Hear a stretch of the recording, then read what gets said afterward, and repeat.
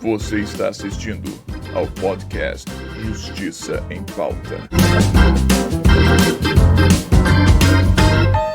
Olá, pessoal da Católica, tudo bem? Então, meu nome é André, eu sou estudante de Direito e aqui nós vamos tratar um pouco sobre um tema bem complicado, que é após cumprimento da pena do ressocializando, que é o apenado, né? Aqui comigo estamos com a Eduarda. Oi, gente, eu estudo com o André, estamos no 3º semestre de Direito, junto com o meu amigo. Estamos também com o Marcos. Oi, gente, meu nome é Marcos Kaique aqui, estou com os colegas, apresentando esse trabalho da terceira fase.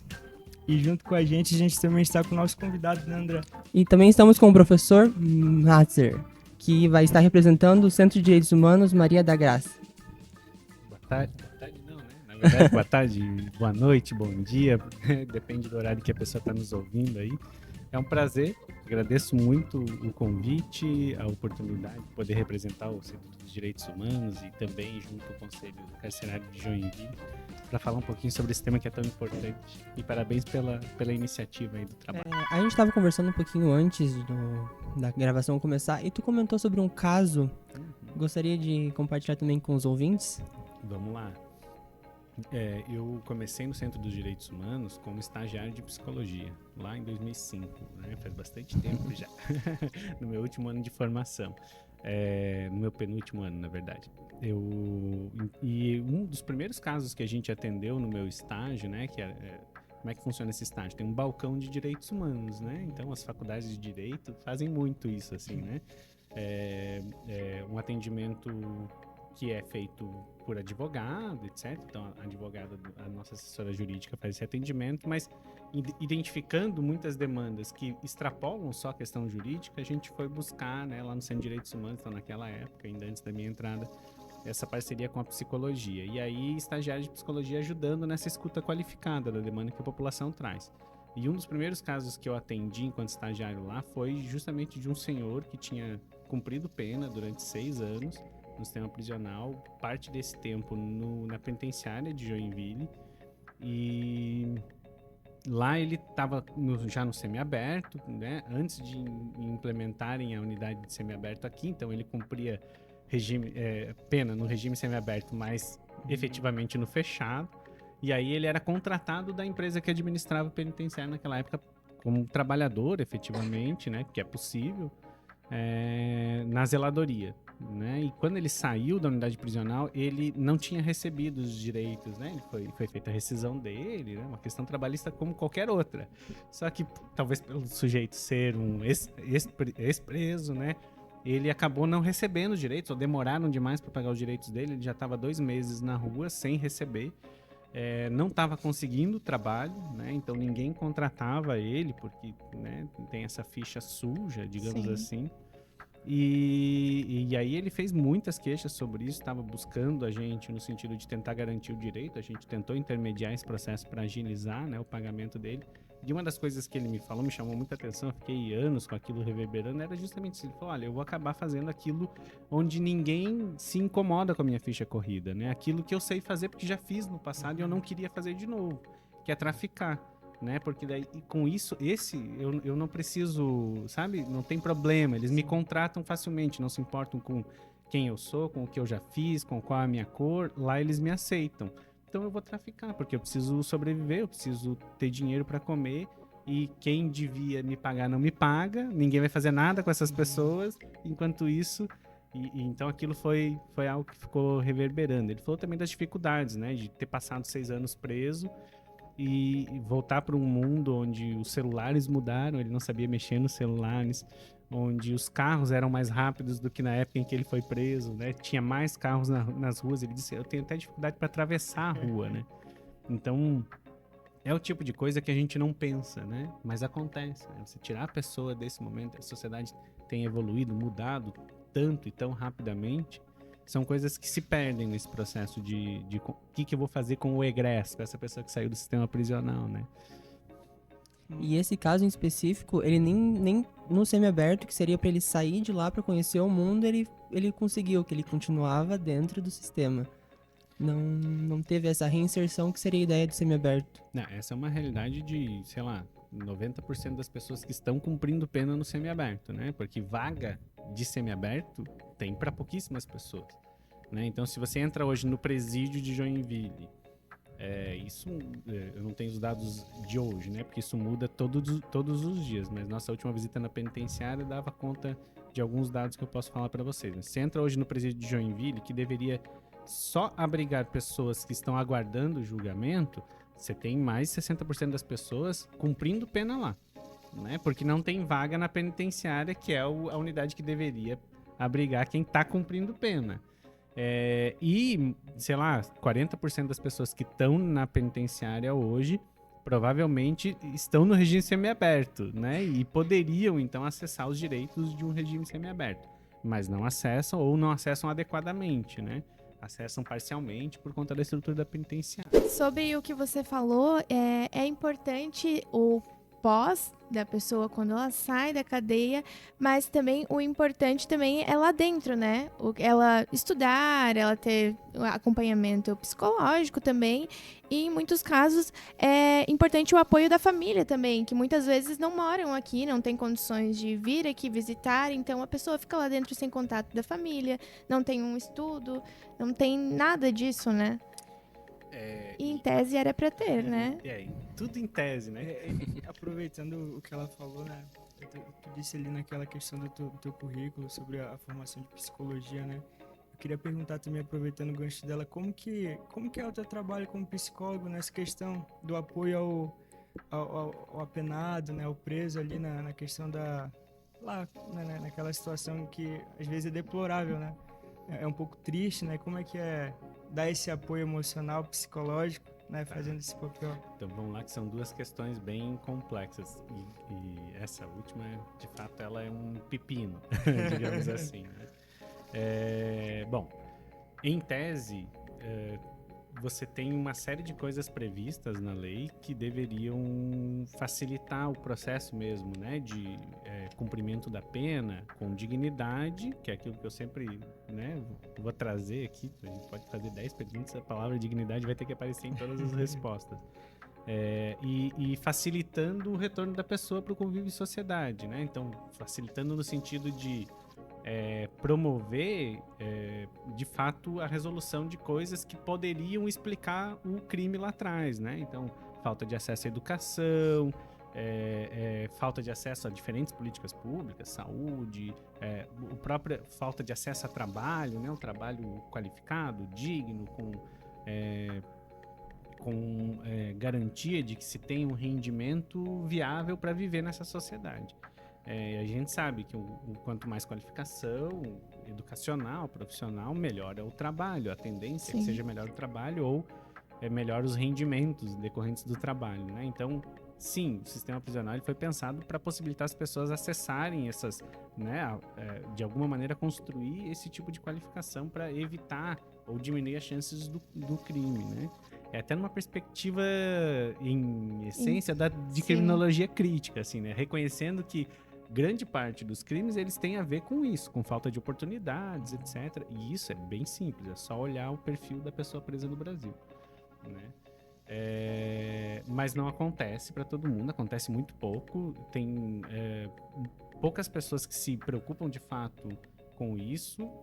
E pensando até, por exemplo, nas empresas, né, em implementarem, né, seus canteiros de trabalho, quando elas se preocupam, geralmente no sentido de lucrar mais, né, porque é uma mão de obra onde você paga menos. Historicamente, no sistema prisional, as empresas se colocavam à disposição no sentido de fato, explorar a mão de obra sem ter que cumprir com nenhuma obrigação trabalhista, porque não precisava. E na medida em que o Estado brasileiro começou a cobrar mais isso, as empresas se afugentaram, né? Elas se afastaram do sistema prisional, né? Então ninguém está fazendo caridade, né? E o capitalismo funciona dessa forma mesmo, a gente sabe disso. Bom, essa é uma questão. Então não funciona bem nesse sentido. E aí tem uma questão relativa ao que você ainda falou sobre as famílias, né? Porque, sim, essa é uma das coisas mais importantes. E para quem está preso, eu acho que são duas questões que são muito importantes. A primeira é, eu estou no direito ou não estou no direito de sair, né? Sempre é a primeira. E a segunda é a família. Se a família tá bem, está sendo bem tratada quando vai visitar, está sendo respeitada ou não, e por aí vai. E, de fato, a forma como a gente organiza o sistema prisional, ele dificulta o acesso da família, ele dificulta a permanência da família. E olha, a gente luta para melhorar isso há muito tempo, né? Alguns anos atrás, por exemplo, tinha a revista Vexatória, que foi muita luta para fazer com que acabasse, né? Aquela revista onde a mulher tinha que se despir, se agachar nua, né? Sobre um Sim. espelho, para que a agente prisional pudesse ver se ela não está carregando nada dentro de si, em que crianças também tinham que se despir, sabe, idosos. Então, era a gente chama de revista vexatória, mas era análogo a um estupro, era análogo a uma violação do corpo Algo dessa totalmente pessoa. desconfortável, né? Constrangimento. Nossa, um constrangimento horroroso, assim, né? Indigno. E isso afasta as pessoas, né? Isso afasta as pessoas, né? Então, foi muita luta para dizer assim, olha, precisa implementar scanner. Existe tecnologia para verificar se a pessoa não está carregando nada consigo, né? A gente não precisa violar o corpo dessa pessoa para isso, né? O scanner, ele é muito menos invasivo, ele é muito menos constrangedor, né? Então, mas isso foi uma luta, tá? Existiam muitas pessoas dentro do sistema que eram contra, né? Existiam pessoas no judiciário que eram contra, existiam pessoas no legislativo que eram contra, no executivo que eram contra. Então foi muita briga até a gente conseguir emplacar um scanner, né? Isso para dar um exemplo de como as coisas não funcionam no sentido de aproximar a família ou funcionam com muita briga, né? Sim.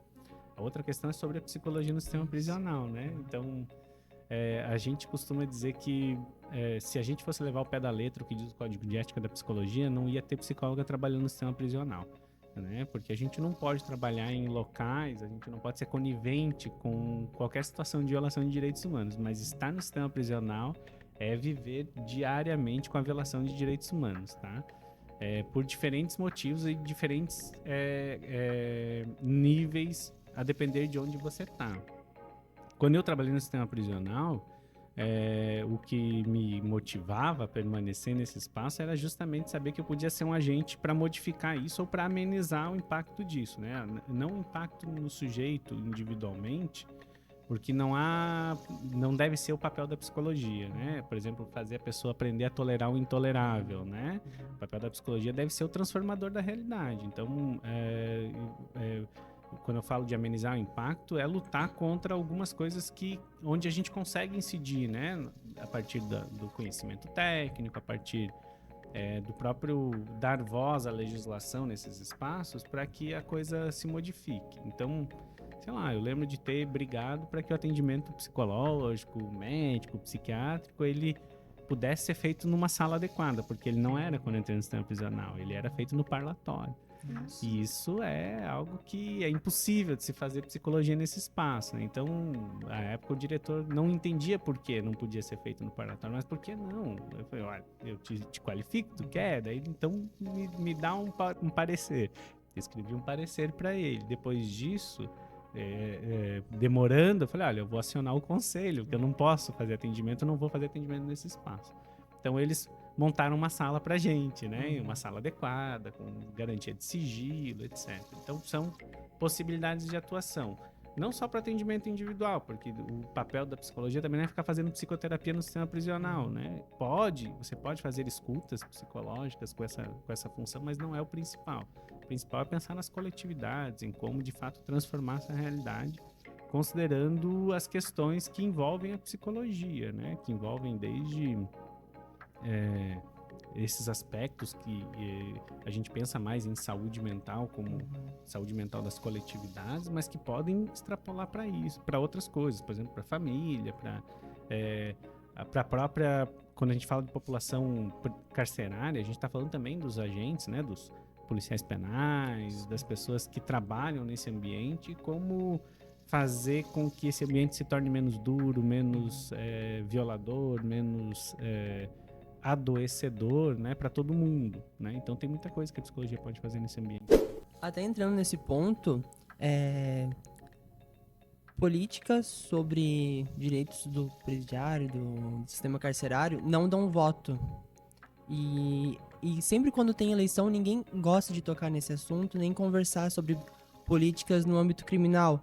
E nessa área, assim, tu vê alguma coisa na agenda da governamental, alguma movimentação para tentar mudar um pouco isso? Nossa, a gente tem um pepinão, na verdade, né? Porque assim, olha que interessante. Eu li esses dias um artigo e eu concordo muito com isso. Eu concordo, não só eu, né? Na verdade, se você começar a comparar dados, não importa se é governo de direita ou de esquerda, onde eles mais se aproximam, onde esquerda e direita mais se aproximam é justamente nas políticas, nas práticas de segurança pública e sistema prisional. É quase indistinguível, né?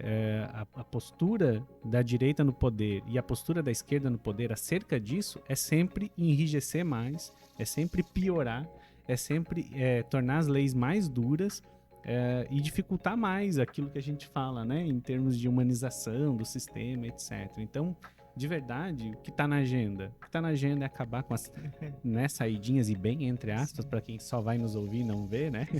Porque não se trata de saidinha, né? Mas é diminuir, então, algo que já estava constituído, instituído como direito e que tem bons resultados, sobre o que existem, sim, situações que precisam ser avaliadas, vistas, né? Existe, sim, o crime que é cometido por alguém que está na saída temporária, mas não é a regra, é a exceção, se você considerar o número de pessoas que saem das saídas temporárias e como isso ajuda no processo de manutenção dos vínculos familiares, ajuda no processo de humanização do próprio, né, da própria pena, ajuda no processo de articulação de redes e agendas para auxiliar essa pessoa no momento em que ele for sair definitivamente do sistema prisional, e tudo isso está sendo jogado fora, e tudo isso está sendo jogado fora com a anuência do governo, né, então a gente tem um governo que supostamente é de esquerda, né, e está anuindo com uma prática que supostamente é de direita, né, é isso que eu quero dizer. Não tem lado quando se trata de sistema prisional, todos eles pensam mais ou menos da mesma forma, e a verdade é que a gente, se eu posso falar dessa forma, a gente tá fudido, né? A gente tá muito fudido. Não tem. A lógica é basicamente a de tornar o sistema mais duro, né? Então, e aí, para dizer uma outra coisa que eu acho que é um elemento muito presente quando a gente fala de sistema prisional, né? Existem o legislador, né? Então a gente vai partindo das casas legisladoras, eles são muito provocados pela comoção, né? Comoção nacional. Então tem o que gera comoção nacional, né? Não gera comoção nacional porque não está na agenda de ninguém mostrar realmente a realidade do sistema prisional, mostrar lá a superlotação, a indignidade daquele espaço, como a cadeia fede, né? A esgoto, como sabe, a comida é estragada na maior parte das vezes.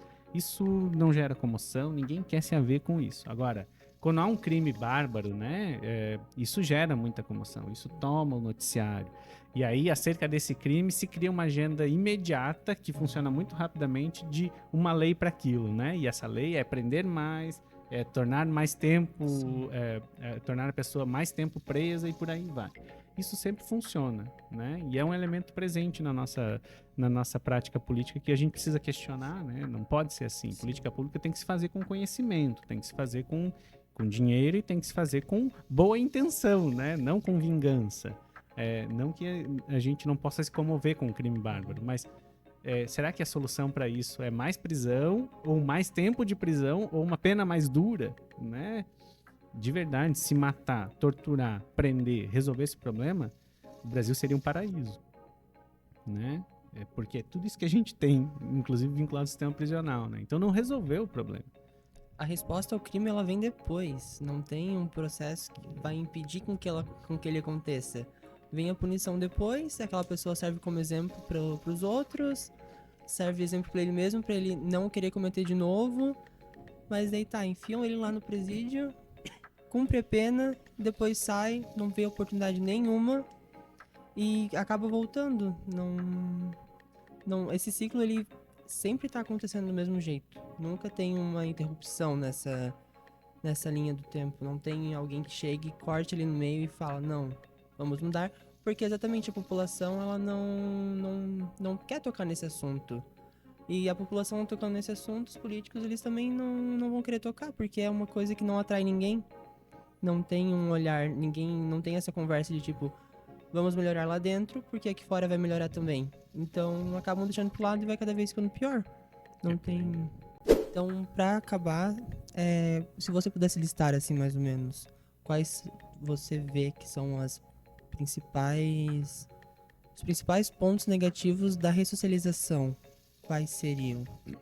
O que poderia ser mudado? Não, vamos lá, deixa eu ver se eu entendi. Os pontos negativos em relação à ressocialização. Isso.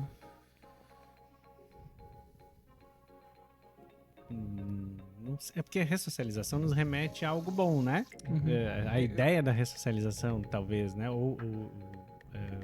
Porque, de fato, ela não acontece, né? Eu, na verdade, acho que, inclusive, ele é um tema meio... um tema não, um termo... ele está equivocado. Se pá, eu acho que não está nem na lei, né?